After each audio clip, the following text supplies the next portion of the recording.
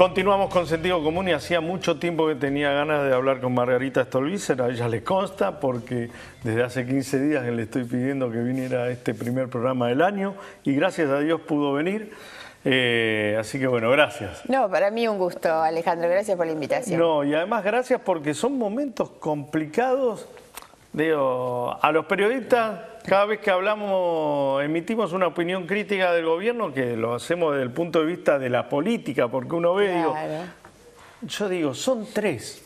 Son Macri, su gabinete y María Eugenia Vidal, como tipos más emblemáticos. Rodríguez Larreta, lo guardo, porque total la ciudad la venían administrando ellos. Digo, no hablan entre ellos. Cuando toman una decisión que afecta a millones de personas, que afectan hasta las alianzas políticas cruzadas que tienen que tener con el GEN, con el Frente Renovador, con aquellos que desde primer momento mostraron buena voluntad. Digo, ¿cómo puede ser que es un partido que se transformó de vecinal a nacional y no hablen? Que tengan los mismos conflictos de intereses que el kirchnerismo que sí nos hablaba. Sí, a ver, no sé si el tema es que no se hable. Yo comparto con vos en general esto que está pasando con un gobierno que recién llega, que ha generado una expectativa positiva importante. Yo siento que descomprimieron el escenario, que la gente se siente aliviada. Nosotros en general nos sentimos aliviados aún pensando distinto. Ahora creo que hay que poder distinguir algunas cuestiones. A mí me dio la impresión, y por ahí uno eso es lo que tiene que tratar de diferenciar. Primero yo le doy un gran valor a este cambio de actitud. Un gobierno que habla, que escucha, que está dispuesto a recibir una crítica. A mí me reciben los ministros, me llaman los ministros para que les explicite mis críticas. Esto no me había pasado nunca. Me convocan aún sabiendo que pienso distinto. Me respetan en la diversidad de mis ideas. Estas cosas no ocurrían. En los últimos días compartí las cenas con el presidente de Italia, el presidente de Francia, la verdad, ámbitos en los que durante 12 años jamás fuimos convocados. Porque no venían ellos tampoco de Argentina, ¿no? No, pero en ningún caso, no éramos convocados jamás con una figura extranjera. El gobierno no compartía nada con la oposición, nada de nada, y ahora hay un cambio de actitud. Para mí todas esas cosas son muy positivas. La discusión que va a haber en el Parlamento, donde todos vamos a incidir en definitiva en las leyes que salgan y demás. ¿Qué es lo que pasó en el medio? ¿Qué es lo que hay en estos primeros meses? Bueno, luces y sombras. Pablo, pero a vos te convocan. Por ejemplo, lo que pasó con los gobernadores a principio de años, o con los precandidatos, con nosotros también, a presidente. Los convocan, le dan la mesa de diálogo.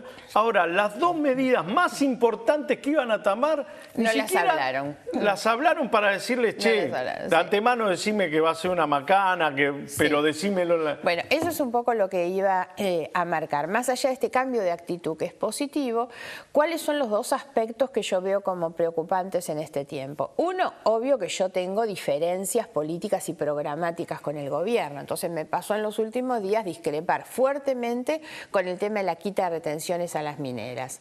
Ahora, lo cierto es que la gente que los votó sabiendo que ellos defendían la megaminería. Nosotros no. Yo fui la única candidata a presidenta que fui a San Juan el año pasado con motivo del derrame de cianuro en la mina Veladera. Los demás candidatos todos apoyaban la megaminería. Entonces, esas son diferencias importantes. Pero en eso fue donde me convocaron, me escucharon. Están dispuestos a discutir, a debatir sobre las cuestiones ambientales de la megaminería, pero la megaminería forma parte del proyecto productivo del gobierno.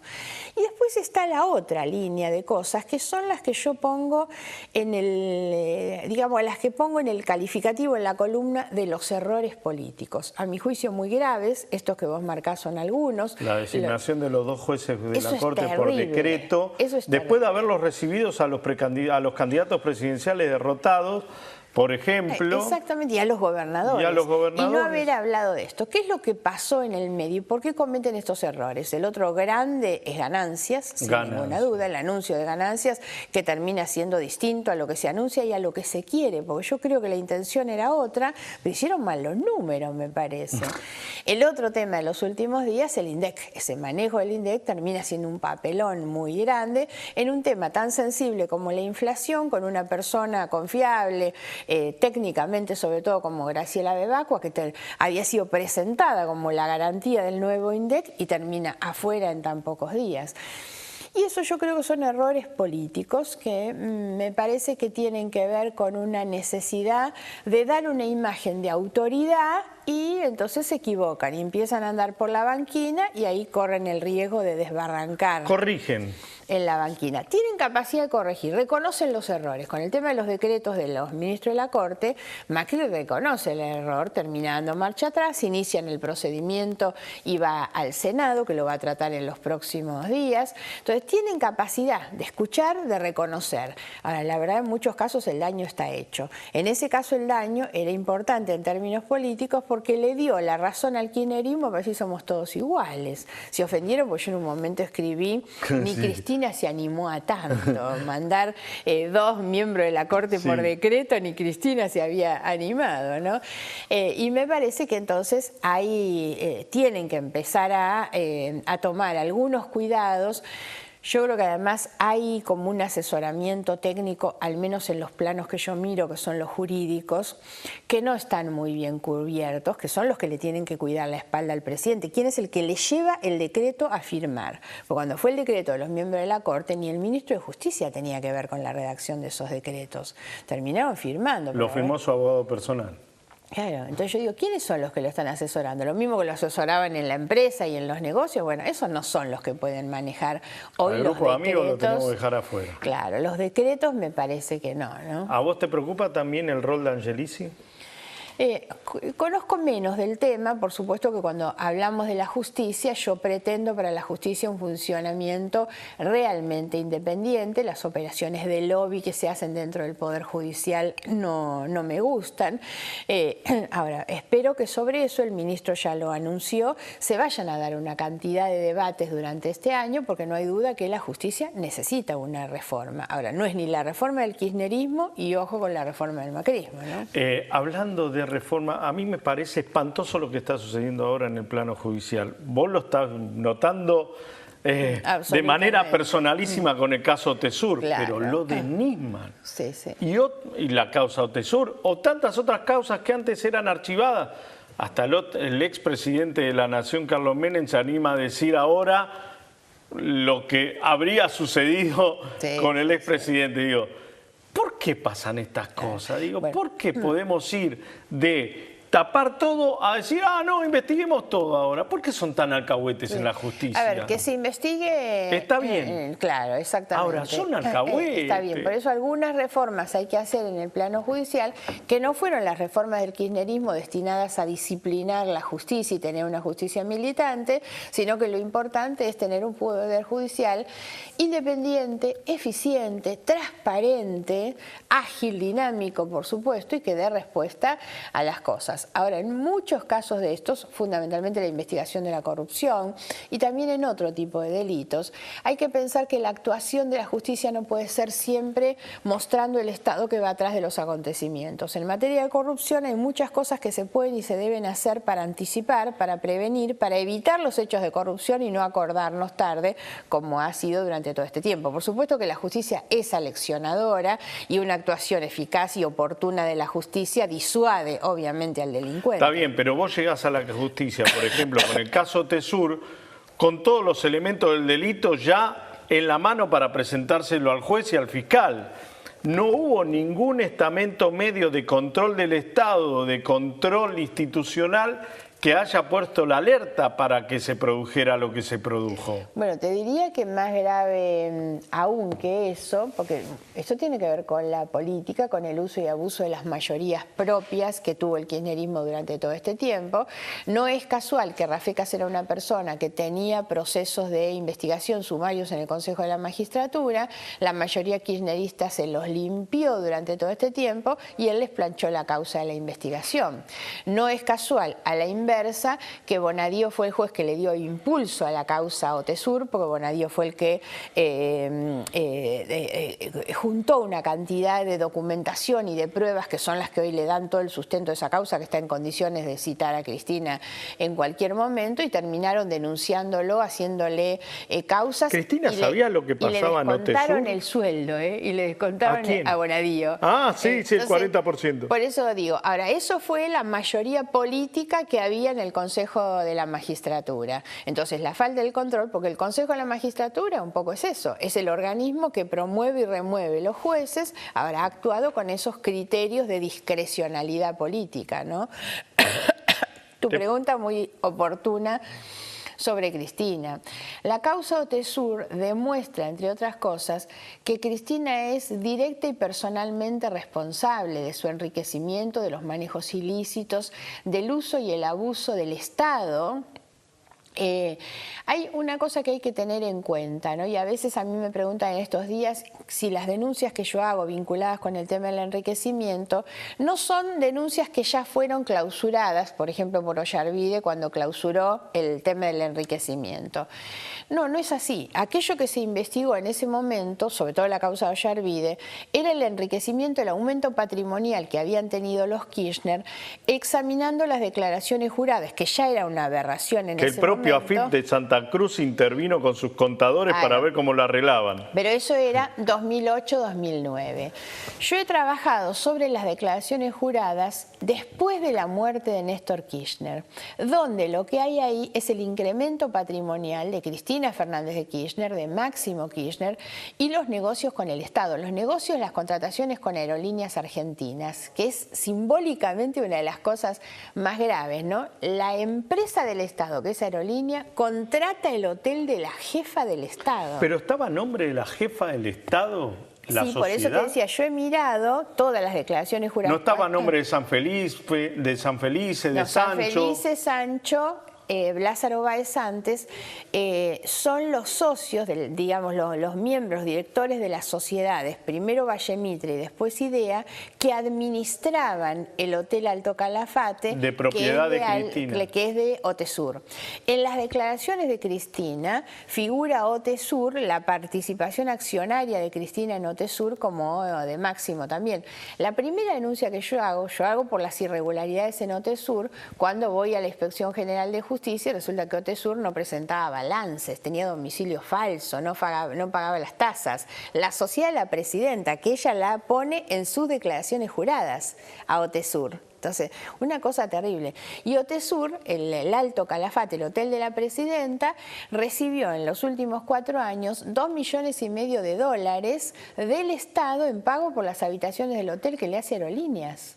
Es una cosa, obviamente sin licitación pública, nada, ¿no? Es un escándalo eso, es un escándalo. Y eso es Cristina Kirchner. Porque vos sabés que hay una cosa muy interesante, alguna vez la conversé con un juez y él me decía, en la muerte de Néstor, porque te acordás que antes existía esa idea de que Cristina no tocaba nada, que los negocios eran de él, ¿no? Es más, no le lleven malas noticias a Cristina, decía Néstor. Claro, bueno, Cristina no habla de plata. Ella asume hablando de la calidad institucional y terminamos mucho peor que como estábamos con Néstor Kirchner, ¿no? A la muerte de Néstor, ella podría bien haber sido la viuda heredera de la fortuna acumulada por Néstor. No, la verdad es que obsesivamente, una cosa casi patológica, ella sigue acumulando fortuna y haciendo negocios con el Estado, con los hoteles, después de la muerte de Néstor. Es ella la que los hace, y Máximo, por supuesto. Cuando apareció muerto Nisman, todos dijeron, lo mataron. Desde la justicia, durante la época del kirchnerismo, se hizo todo lo posible para hacernos creer un suicidio que, como lo dijo el fiscal general en estos días, es decir, un suicidio se descubre a los 30, 40 días, 60 como máximo. No podemos estar 1 año y medio después. Bueno, el juez de la Corte Suprema de la Justicia, el presidente de la Corte, el doctor Lorenzetti, que no había hablado sobre este tema durante ningún momento, dijo que había impunidad en el caso. y ahora se determina esta posibilidad cierta de que no haya sido un suicidio, sino que el juez dice, investiguemos porque a Nisman lo mataron. ¿Por qué vamos en esos banquinazos? Más allá de que está bueno que se investigue si lo mataron o no. Yo creo que la hipótesis del homicidio fue, si uno mira las pruebas y no la manipulación que se hizo de ellas, las pruebas reales, para mí la hipótesis más fuerte es de un comienzo. El tema es que recién ahora el fiscal Sáenz es quien tiene la valentía de decirlo y de ponerle la firma. Porque no nos olvidemos, bueno, además la demora, más de un año sin que se conozcan cuestiones elementales.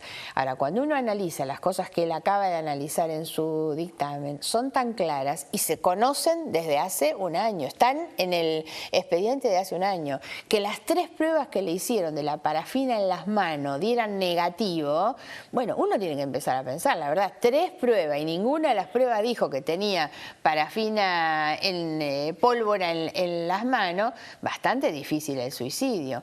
Todas las personas que habían sido muchas y que habían conversado con él en las horas previas a la muerte de Nisman, ninguno dice haberlo visto ni deprimido, ni angustiado, ni temeroso. Todos dicen que estaba absolutamente decidido en lo que estaba haciendo, preparando su trabajo para el día siguiente. Hay tantos elementos y después cuando se miran las fotos del expediente, todo eso, y se ve el tema de cómo es la caída, dónde entró la bala, cuestiones más técnicas me refiero, y yo agrego a esto un dato que me parece que no está en el informe del fiscal, o por lo menos yo no lo advertí, que es el tema también de la muerte nunca resuelta de la persona que apareció incinerada frente al edificio. Nunca se supo nada de eso, ¿no? Y el otro tema que hay que tener muy en cuenta, por supuesto, es que la muerte de Nisman tiene que ver con los hechos precedentes, que es la investigación del atentado en sí mismo, el atentado terrorista con todos los muertos que tuvo, la denuncia del fiscal sobre el plan de encubrimiento y la acusación que él hace a Cristina y a Timerman, y posteriormente su muerte, ¿no? Marga, para irse redondeando, en 1998 se construyó en la sociedad argentina un paulatino rechazo al gobierno de Carlos Menem, y en aquel momento se empezaron a acordar parlamentariamente políticas comunes entre radicales, frepacistas, grupos independientes, que terminó formalizando la alianza. 97, tenés razón. En el 2013 empezó a darse el mismo proceso en el Parlamento argentino, para decir, bueno, vamos a empezar a tener ideas de Estado futuros en función de que en algún momento se va a ir el kirchnerismo, y parlamentariamente todos los sectores, el GEN, el Frente Renovador, el PRO, la UCR, terminaron teniendo políticas casi comunes parlamentarias en materias macro, y después, con diferencias, salió Cambiemos entre los radicales y PRO. Ahora se anuncia un acuerdo tuyo con Sergio Massa, parlamentario. ¿Se puede suponer lo mismo para el 2017, que va a haber una fuerza común entre ambos? A ver, yo no quiero adelantar de ninguna manera un panorama electoral. Primero porque sinceramente no lo hemos conversado nunca, no está en la cabeza nuestra. La gente cree que sí, ¿eh? Claro. No, los políticos saben todo. Ahora, sí, lo que te digo es que lo que nosotros venimos conversando, intentando, exteriorizando, es incluso algo más que un acuerdo parlamentario. Y me parece que tiene que ver con un acuerdo de posicionamiento y de construcción de una posición de equilibrio y más ubicada en un punto en el que quienes decimos no somos parte del gobierno de Cambiemos, tampoco queremos estar con la cámpora tirándole cascotes al gobierno de Cambiemos para que fracase. Yo tengo un enorme interés, y de hecho lo hago explícito y coopero para que así sea, para que al gobierno de Cambiemos le vaya bien.